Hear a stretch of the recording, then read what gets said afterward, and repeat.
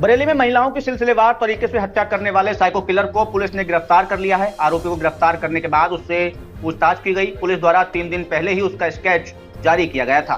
बरेली के एसएसपी अनुराग आर्य ने प्रेस वार्ता करते हुए बताया कि आरोपी साइको किलर नवाबगंज के गांव बाकरगंज का रहने वाला कुलदीप पुत्र बाबूराम है। सनसनीखेज घटनाओं के खुलासे के लिए पुलिस ने इस अभियान को ऑपरेशन तलाश का नाम दिया था।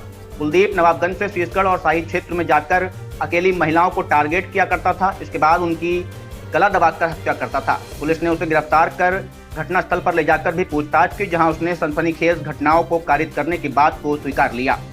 जानकारी के अनुसार कुलदीप के पिता बाबूराम ने उसकी मां के जीवित रहते ही दूसरी औरत से शादी कर ली थी। उसका पिता उसकी मां के साथ दूसरी पत्नी के कहने पर मारपीट किया करता था।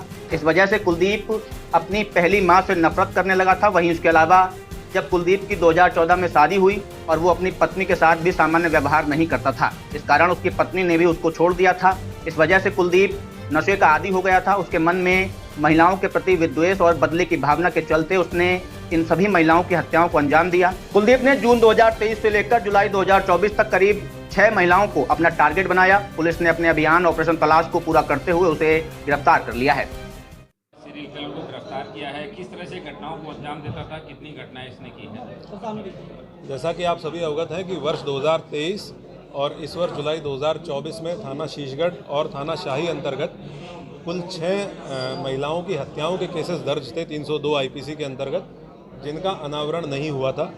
हम लोगों ने इसके लिए, इनके अनावरण के लिए एक टीम गठित की थी और उस टीम को एक ऑपरेशन तलाश का टारगेट दिया गया था, जिसमें हम लोगों को पकड़ना था उस व्यक्ति को या उन व्यक्तियों को जिनके द्वारा ये घटनाएं कारित की गई हैं।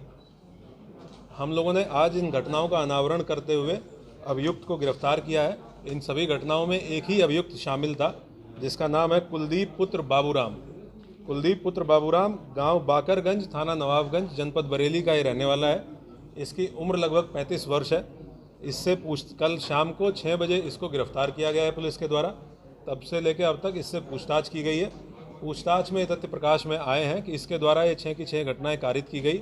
इन 6 घटना स्थलों पे ये पुलिस को लेके गया है। इसके द्वारा एग्जैक्ट घटनास्थल दिखाया गया है कि किस जगह पे इसने घटना कारित की।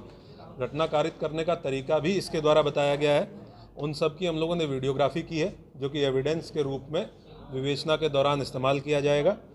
इसका जो पारिवारिक बैकग्राउंड है वो ये पता चला है कि इसके पिताजी की 2 शादियाँ हुई थी और जो इसकी सगी माँ थी उनके साथ इसके पिताजी के द्वारा मारपीट की जाती थी। कुछ समय ऐसा था जब इसकी सगी माँ और सौतेली माँ दोनों उसी घर में रहती थी।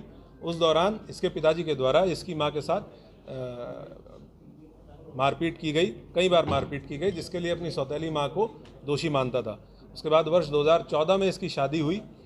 इसका जो हिंसक नेचर था वो अपनी पत्नी के साथ भी जारी रहा और कई बार ऐसा हुआ कि ये हिंसक हुआ और इसने अपनी पत्नी के गले को भी दबाने का प्रयास किया। ये उनसे बातचीत में ये बात तस्दीक हुई है, जिसके फलस्वरूप इसकी पत्नी इसको कुछ साल बाद छोड़ के चली गई और उसके बाद महिलाओं के प्रति इसके दिमाग में द्वेष और कुंठा और अधिक बढ़ गई। जो पिछले 1-1.25 साल में इसके द्वारा घटनाएं की गई हैं, उसके बारे में इसके ये लगभग एक ही एरिया है जिसमें घटनाएं कारित हुई, 6 की 6 घटनाएं। वहीं पे 3 गांव हैं। उन 3 गाँव में इसकी 2 गाँव में इसकी बहनें हैं और एक गाँव में इसके एक रिश्तेदार हैं।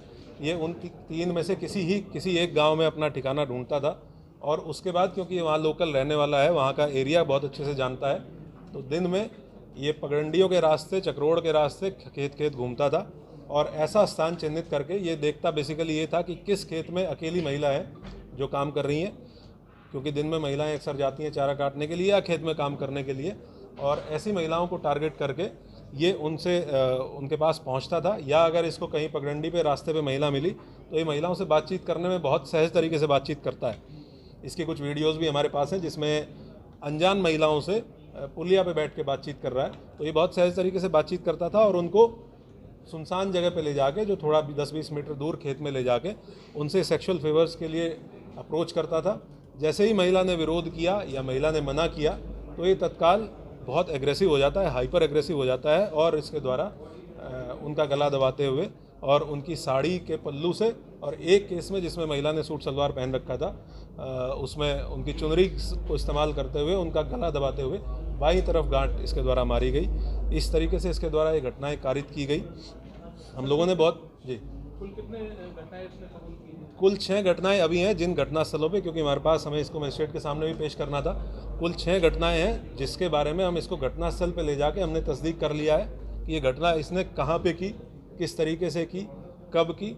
एक और चीज़ सामने आई है कि ये हर घटनास्थल से एक ट्रॉफी के रूप में, जो कि इस तरह के अपराधियों का एक की फीचर देखा गया है, कुछ ना कुछ लेके जाता था।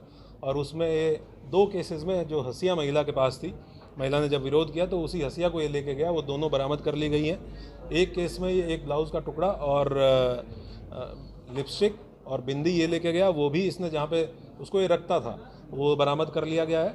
एक आधार कार्ड भी बरामद किया गया है। अभी हम लोग इससे और विस्तृत पूछताछ करेंगे।